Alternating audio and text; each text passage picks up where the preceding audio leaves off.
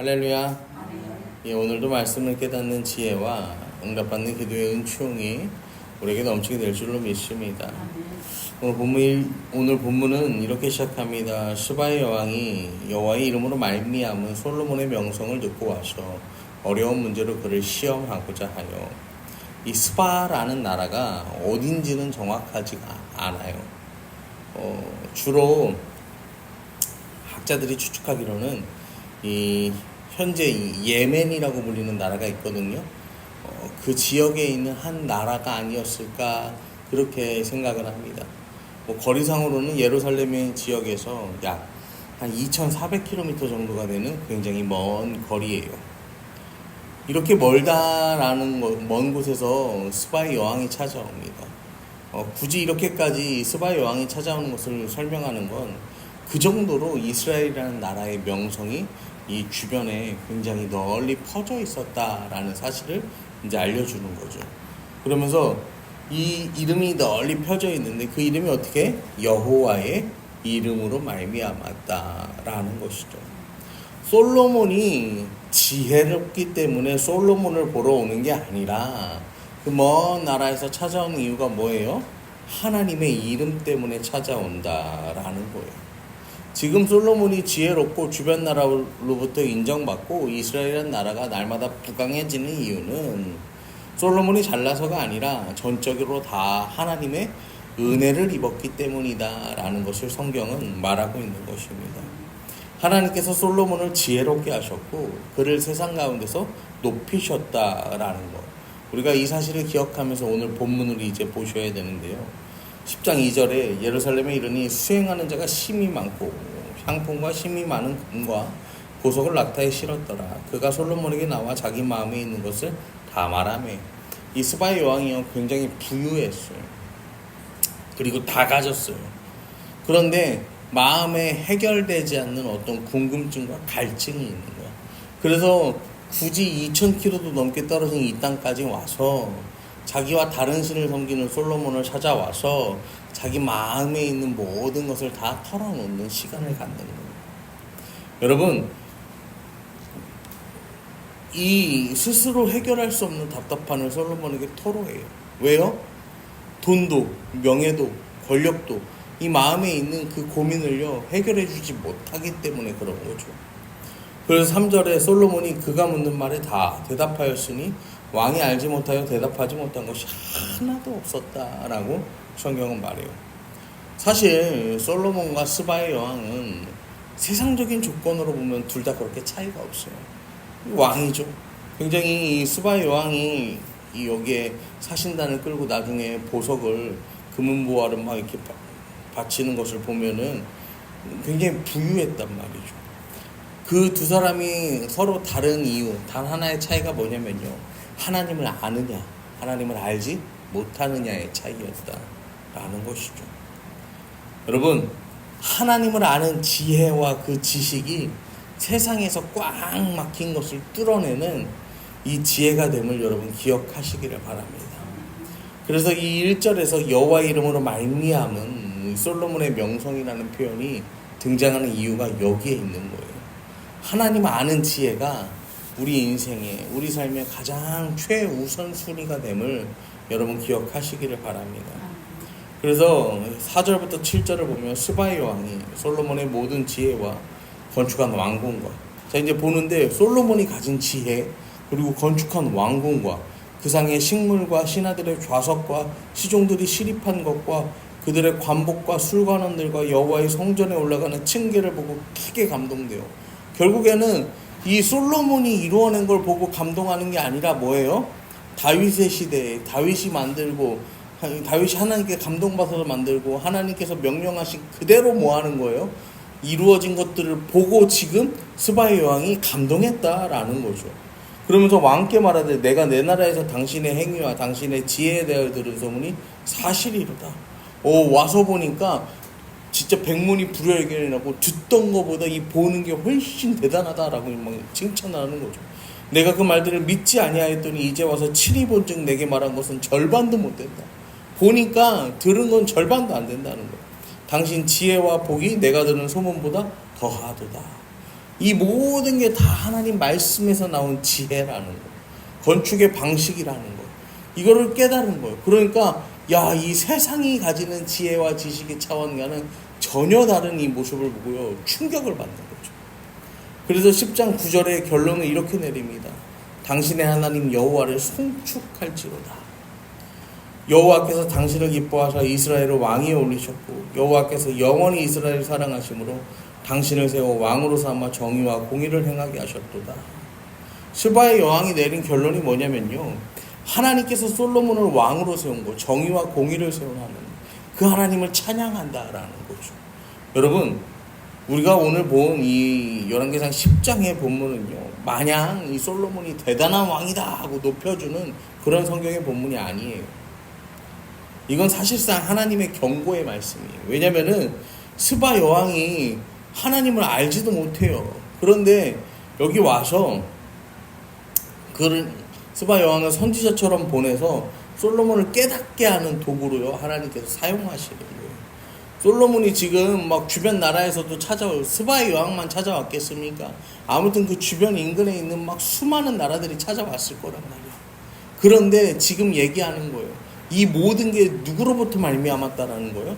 하나님으로부터 말미암은 거예요.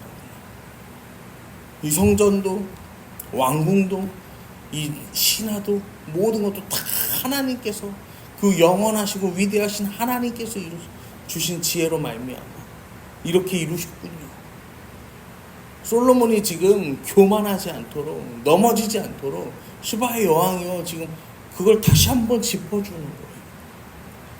여러분, 사도행전 8장에 보면요, 이 빌립 집사님, 7집사 중에 한 명인 빌립 집사가 이 에디오피아 네시를 만나서 그 사람에게 성경 말씀을 풀어주고 세례를 주는 장면이 나옵니다. 그때 이제 하나님께서 빌립에게 이제 빌립 집사님을 사용해서 그 에디오피아 내시에게 이사야서의 말씀을 깨닫게 하시고, 그 다음에 세례도 하시고, 그 다음에 세례를 베풀게 하시고, 그 빌립 집사님을 다시 끌어다가, 이 성령이 빌립 집사님 끌어다가 막 순간이동도 하고, 순간이동이라는 표현은 좀 그럴 수도 있겠지만, 아무튼 간에 이 하나님께서 초자연적인 역사를 하시는 거예요. 여러분, 그때 이 에디오피아 내시가 세례받고 하나님 말씀에 몰랐지만 그냥 읽었단 말이에요. 읽었는데 그 빌립 집사님을 통해서 이 말씀이 풀어졌어. 그리고요, 빌립 집사님이 보이지 않아. 그런데 어떻게 길을 돌아가냐면요, 기쁘게 길을 갔다라고 성경은 말하거든요. 지금 이 시대에요, 많은 사람들이요, 에디오피아 내시와 같이 그런 삶을 살아가요. 그 삶이 뭐냐면요, 스스로요, 뭐 하는 거예요? 막 붙드는 거야. 이게 진리인가? 저것이 진리인가? 막 붙들어 나가는데 안 되는 거예요. 해결되지 않는 거예요. 제가 얼마 전에 요즘 이 오무 교회가 온다라는 책을 읽고 있어요. 그래서 이제 제목은 좀 자극적인 교회, 십자가 없는 교회, 아직 장로가 없는 교회, 뭐 새벽 예배가 없는 교회, 뭐 성경 공부가 없는 교회. 그래서 오무 교회가 온다. 그런데 제목은 좀 자극적이지만 이제 이게 뭐냐면은 시대가 변하니까 교회도 거기에 맞춰서 본질은 잃지 말고 이 변화하는 시대에 맞춰 나가야 된다. 이제 뭐 그런 내용들을 담고 있는 책이에요. 그런데 요즘 이 2030 그리고 많게는 이제 40, 이 20대, 30대, 40대까지 이 환호하고 그들이 막 추구하는 이 교회들 중 하나의 특징이 뭐냐면은 교회가 없어. 교회가 없고 뭐가 있냐면 그냥 일주일에 한 번 주일날만 공간을 빌려서 예배하는 거야. 교인이 막, 그런데도 이 젊은 그 세대가 몇백 명씩 몰려온다는 거야. 그러면 1부 예배, 2부 예배, 3부 예배, 4부 예배를 드리냐? 그것도 아니에요. 예배는 한 번만 드려. 그러면은 이제 이 안에서 도대체 조직은 어떻게 이루어지고 양육은 어떻게 하고, 그러면 이제 또 저기 하는 거예요. 온라인으로 다 한다는 거예요. 그래서 이 모이지만 또 온라인 교회 뭐 그런 교회들 막 있다고 하더라고요. 그래서 거기서 말하는 것 중에 하나가 뭐냐면은 일상의 예배를 이제 전한다는 거죠. 그래서 근데 사실 뭐 책이라는 게 그렇잖아요. 자기 보는 사람과 이 저자의 생각이 다를 수 있잖아요. 사실 저는 일상의 예배라는 표현에는 동감을 하지만 그 표현에 동감을 하지만 우리가 시간을 정해서 주님 앞에 나아오는 것까지도요, 그냥 바쁘니까 내 일상 중에 잠깐 짬을 내서 아무 때나 해라, 이런 거는 조금 저는 아니라고 생각을 하거든요. 제 스스로 생각하기에는. 왜냐면은 이 예수 그리스도의 복음을 깨닫고 삶의 자유를 누리는 게 지혜예요. 성경이 말하는 지혜예요. 근데 지금 이 세대가요, 굉장히 지혜에 목말라 있어요. 그런데 이 진리를 빌립이 성경을 풀어서 전해준 것처럼 우리도 해야 되거든요. 그런데요, 그러니까 그 에디오피아 내시가 그 지혜를 깨닫는 거예요. 근데 문제는 이 에디오피아 내시도요, 뭐 했다는 거예요. 뭐 해석이 서로 다를 수 있지만 그 길을 가는 그 수레에서 하나님의 말씀을 봤다는 거죠. 여러분, 뭐 저는 그래요. 저는 그런데 사실 수레에서 말씀을 보려면요, 이게요, 여간에서 집중이 되겠습니까, 안 되겠습니까? 잘 안 돼. 사실 이제 그 사람은 그만큼 뭐 하는 사람이었던 거야? 이 자기 삶에서요, 이 하나님 말씀에요, 굉장히 집중했던 사람인 거죠. 그냥 내가 오늘을 살아가면서 내가 지금부터 지금까지는 하나님께 집중하는 시간, 어제는 9시 50분부터 10시까지 하나님께 집중했어. 근데 오늘은 내가 살다 보니까 11시 20분부터 11시 30분까지 집중하겠다. 이것도 좋아요. 물론 그것도 나쁘다는 건 아닌데, 우리가 시간을 정해놓고 때를 정해놓고 하나님 앞에 나아가는 것도 그만큼, 그거는 뭐예요? 내 삶을요, 완전히 하나님께 뭐 한다는 의미가 있는 거예요? 맞춰서 나간다는 의미가 있는 거죠. 여러분, 오늘 이 새벽에 이 예수 그리스도의 복을 깨닫고 하나님의 지혜를 구하며 이 자리에 나오신 여러분 정말 복된 자리에 나오신 거예요. 여러분, 이 시간 우리가 이 하나님의 말씀을 듣고 여러분 이 말씀을 깨달았으면요, 우리가 복음을 증거하는 그 하나님의 지혜를 증거하는 삶을 사는 인생 살기로 여러분 결단하시기를 바랍니다. 예수님께서 말씀하세요. 내가 곧 길이요 진리요 생명이리, 나로 말미암지 않고 아버지께로 올 자가 없느니라. 우리 주님께서 분명하게 우리에게 말씀하고 계셔요. 여러분, 우리가 전해야 할 이름은 뭐예요? 예수님께서 길과 진리 생명 되시는 거.